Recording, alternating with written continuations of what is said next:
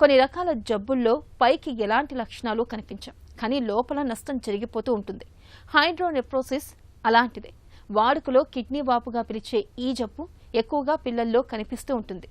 చాలా సందర్భాల్లో పుట్టుకతోటే వస్తూ ఉంటుంది. మూత్రం తక్కువగా రావడం, మూత్రం పోస్తున్నప్పుడు మంట, మూత్రం ఆపుకోలేకపోవడం, తరచూ మూత్రనాళ ఇన్ఫెక్షన్ల వంటివి పిల్లల్ని బాగా ఇబ్బంది పెడుతూ ఉంటాయి. పిల్లల్లో కిడ్నీ వాపును తెచ్చిపెట్టే కారణాలు, వాటికి పరిష్కార మార్గాల గురించి డాక్టర్ని అడిగి ఇప్పుడు తెలుసుకుందాం.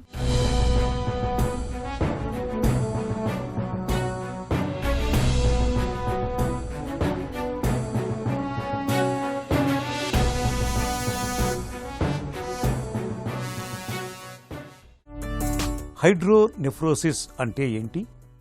సో కిడ్నీలో వచ్చే వాపుని హైడ్రోనెఫ్రోసిస్ అంటాం. ఈ మధ్య మనకు ఈ ప్రెగ్నెన్సీ టైంలో చేసే స్కాన్స్ చాలా పెరిగాయి. ఇంతకుముందు అంత స్క్రీనింగ్ ఉండేది కాదు. ఇప్పుడు బాగా పెరగడం వల్ల చాలా స్కాన్స్లో మనము తల్లి గర్భం ఉన్న బేబీ కిడ్నీలో వాపుని మనం డిటెక్ట్ చేస్తున్నాం. దీన్ని యాంటీనేటల్ హైడ్రోనెఫ్రోసిస్ అంటాం. అంటే ప్రెగ్నెన్సీ టైంలో గుర్తించబడ్డ హైడ్రోనెఫ్రోసిస్. సో ఎప్పుడైతే ఈ డయాగ్నోసిస్ మనము యాంటీనేటల్ స్కాన్లో చేస్తామో పేరెంట్స్ అడిగే ఫస్ట్ క్వశ్చన్ ఏంటంటే, మరి మేము ప్రెగ్నెన్సీ కంటిన్యూ చేయాలా వద్దా అని. చూడండి, యాంటీనేటల్ హైడ్రోనెఫ్రోసిస్లో 85% బేబీ పుట్టే సమయానికి అదే సెటిల్ అయిపోతాయి. ఒక 15% మాత్రమే బేబీ పుట్టిన తర్వాత కూడా ఉంటాయి. అందులో కూడా ఒకటో రెండో కొద్ది ఇబ్బందిగా ఉంటాయి. మిగతావన్నీ మేనేజ్ చేసే కండిషన్స్. సో హైడ్రోనెఫ్రోసిస్ కోసం మనం ప్రెగ్నెన్సీ డిస్కంటిన్యూ చేయడం అనేది కరెక్ట్ కాదు. రెండో క్వశ్చన్ ఏం అడుగుతారు, సార్ మొదటి స్కాన్లో వాపు ఉందని చెప్పారు, రెండో స్కాన్లో వాపు పెరిగిందని చెప్పారు, మరి మేమేమన్నా అర్లీగా డెలివరీ చేసుకోవాలని కూడా అడుగుతుంటారు. చూడండి, హైడ్రోనెఫ్రోసిస్ కోసం అర్లీ డెలివరీ అనేది మేము ఎంకరేజ్ చేయం. ఎందుకంటే అర్లీ డెలివరీ వల్ల మనకు ప్రీటర్మ్ బేబీ పుడుతుంది, అంటే నెలలు నిండని బేబీ పుడుతుంది. సో నెలలు నిండకుండా పుట్టిన బేబీకి ఇతరత్ర ప్రాబ్లమ్స్ చాలా ఉంటాయి. హైడ్రోనెఫ్రోసిస్ అనేది చాలా స్లో కండిషన్. సో అంత ఈజీగా రీనల్ డ్యామేజ్ అనేది, కిడ్నీ డ్యామేజ్ అనేది జరగదు. సో మనకు ప్రీమెచ్యూరిటీ అనేది పెద్ద ప్రాబ్లం. అందుకే మనం అర్లీగా డెలివరీ చేసుకోవాల్సిన అవసరం లేదు, వెయిట్ చేయొచ్చు. అంటే టర్మ్ పూర్తిగా నెలలు నిండిన తర్వాత డెలివరీ చేసుకోవడం బెటర్. పిల్లల్లో కిడ్నీ వాపు ఎందుకు వస్తుంది? సో కిడ్నీలో వాపు రావడానికి సింపుల్గా చెప్పాలంటే, యూరిన్కి వెళ్ళే దారిలో ఎక్కడ అడ్డున్నా కిడ్నీలో వాపు వస్తుంది. మరి ఎక్కడెక్కడ అడ్డు ఉండొచ్చు? కిడ్నీ నుంచి మనం బయటకు వచ్చే ట్యూబ్ని యూరేటర్ అంటాం. యూరేటర్ అనేది కిడ్నీ నుంచి యూరిన్ని కిందికి తీసుకెళ్తుంది. సో ఎక్కడైతే కిడ్నీ ఈ యూరేటర్ జాయిన్ అవుతాయో ఆ ఏరియాలో బ్లాక్ ఉండొచ్చు. లేదా యూరేటర్ కిందికి వచ్చి ఎక్కడికైతే బ్లాడర్ని జాయిన్ అవుతుందో అక్కడ బ్లాక్ ఉండొచ్చు. లేదా బ్లాడర్ నుంచి యూరిన్ బయటకు వచ్చే దారిలో బ్లాక్ ఉండొచ్చు. అలా రకరకాల ఏరియాలో బ్లాక్స్ వల్ల యూరిన్ ఫ్రీగా వెళ్ళకపోవడం వల్ల కిడ్నీలో వాపు అనేది ఏర్పడుతుంది. కిడ్నీ వాపు ఉన్నప్పుడు ఎలాంటి లక్షణాలు కనిపిస్తూ ఉంటాయి? సో కిడ్నీలో వాపు ఉన్నప్పుడు ఈ మధ్య కాలంలో అయితే చాలాసార్లు పెద్దగా సిమ్టమ్స్ మనం గమనించట్లేదు. యాంటీనేటల్ హైడ్రోనెఫ్రోసిస్ ఉన్న వాళ్ళకైతే ఫాలోఅప్ స్కాన్స్లో తెలుస్తుంది. లేదా ఇతరత్ర కారణాల కోసం, అంటే కడుపు నొప్పి కోసమో ఇంకో ఏదో రీజన్ కోసమో మనం స్కాన్ చేసినప్పుడు యూజువల్గా స్కాన్లో బయటపడుతుంది.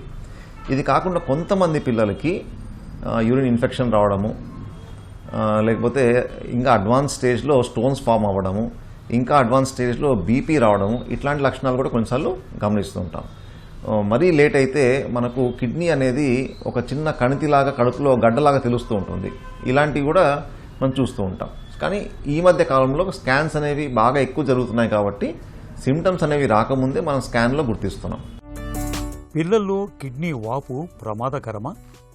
సో ఎప్పుడైతే హైడ్రోనెఫ్రోసిస్కి ట్రీట్మెంట్ చేయించకుండా మనం అలానే వదిలేస్తే ఈ వాపు అనేది క్రమంగా పెరుగుతూ ఉంటుంది. ఈ వాపు పెరిగే కొద్దీ ఆ వాపు కిడ్నీలోకి చేరి కిడ్నీ అనేది పల్చబడుతూ ఉంటుంది.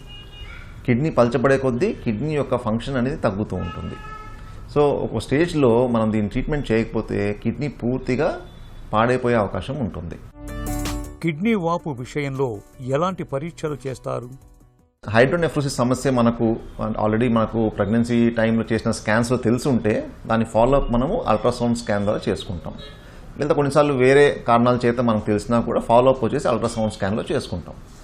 అల్ట్రాసౌండ్ స్కాన్లో ఎప్పుడైతే ఈ వాపు క్రమంగా పెరుగుతుందని తెలుస్తుందో ఒక స్టేజ్లో మనము న్యూక్లియర్ స్కాన్ అని టెస్ట్ చేస్తాం. ఈ న్యూక్లియర్ స్కాన్ మనకు యూరిన్కి వెళ్ళే దారిలో అడ్డు ఏ మేరకు ఉంది, ఆ యూరిన్ వెళ్ళకపోవడం వల్ల ఏర్పడిన వాపు వల్ల కిడ్నీ డ్యామేజ్ ఏ మేరకు ఉందో తెలియజేస్తుంది.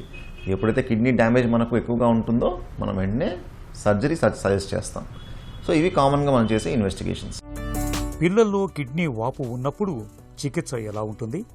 సో హైడ్రోనెఫ్రోసిస్ యొక్క ట్రీట్మెంట్ గురించి డిస్కస్ చేయాలంటే దాని హైడ్రోనెఫ్రోసిస్ కలగజేసిన కారణం బట్టి ఉంటుంది. సో ఆ కారణాన్ని మనం ట్రీట్ చేస్తే హైడ్రోనెఫ్రోసిస్ ఆటోమేటిక్గా సెటిల్ అయిపోతుంది. సపోజ్ మనకు యూరిన్కి వెళ్ళే దారిలో అడ్డు అనుకున్నాం, కిడ్నీ దగ్గరలో ఉందనుకుని దాన్ని పియూజే అబ్స్ట్రక్షన్ అంటాం. ఇది సర్జరీతో నయం చేసుకోవచ్చు. ఇప్పుడు కిందికి వచ్చే కొద్దీ మనకు ఎక్కడైతే యూరెటర్ వచ్చి బ్లాడర్లోకి ఎంటీ అవుతుందో అక్కడ ఉన్న అబ్స్ట్రక్షన్ని వియూజే అబ్స్ట్రక్షన్ అంటాం. వియూజే అబ్స్ట్రక్షన్లో కొన్ని రకాలు వయసు పెరిగే కొద్దీ అవే సెటిల్ అయిపోతాయి. కొన్నిసార్లు మనం ఆపరేషన్ చేయాల్సి వస్తుంది. అలా బ్లాడర్ నుంచి బయటకు వచ్చే దారిలో ఒకసారి పొరలు అడ్డు ఉంటాయి. ఈ పొరలు కూడా మనం సిస్టోస్కోపీ పద్ధతిలో కట్ చేసి ట్రీట్మెంట్ చేస్తూ ఉంటాం. సో అలా కారణం బట్టి ట్రీట్మెంట్ మనం ప్లాన్ చేసుకోవాలి. పిల్లల్లో కిడ్నీ వాపును నివారించవచ్చా? సో కిడ్నీ వాపుని మనం యాసచ్గా ప్రివెంట్ చేయలేమండి. ఎందుకంటే అది ఎందుకు వస్తుంది, ఎలా వస్తుంది అనే కారణాలు ఇంకా మనకు క్లియర్గా తెలియదు. కానీ ఎప్పుడైతే మనకు కిడ్నీ వాపు సమస్య ఉందని తెలిసిందో మనం చేయగలిగిన first thing is follow up. మనం ఖచ్చితంగా అల్ట్రాసౌండ్ స్కాన్లో ఫాలో అప్ చేసుకుంటూ ఉండాలి. చాలామందికి ఒక అపోహ ఉంటుంది, ప్రెగ్నెన్సీ టైంలో కిడ్నీ వాపు వచ్చినప్పుడు చాలామంది ఏం చెప్తారు, బేబీ పుట్టిన తర్వాత యూరిన్ పాస్ చేస్తే ఆ వాపు తగ్గిపోతుందని చెప్తుంటారు. అలా జరగదండి. సో దాన్ని మనం అల్ట్రాసౌండ్తో ఫాలో అప్ చేసుకొని చూసుకుంటూ ఉండాలి. చాలామంది ఈ విషయం తెలియక యూరిన్ పాస్ చేస్తే తగ్గిపోతుందని దాన్ని అలానే పెండింగ్ ఉంచి తీరా కిడ్నీ మొత్తం పాడైపోయిన తర్వాత వస్తారు. సో అలాంటి పనులు చేయకూడదు. మనకు తెలిసినప్పుడు దాన్ని మనం పద్ధతిగా ఫాలో అప్ చేసుకోవాలి. హైడ్రోనెఫ్రోసిస్ అనేది నిశ్శబ్దంగా కిడ్నీలను కబలిస్తుంది. పిల్లలు మూత్ర విసర్జనలో ఇబ్బందులు ఎదుర్కొంటున్నప్పుడు ఆలస్యం చేయకుండా తగిన పరీక్షలు చేయించాలి. కిడ్నీ వాపును సకాలంలో గుర్తిస్తే తేలికగానే చికిత్స చేయొచ్చు.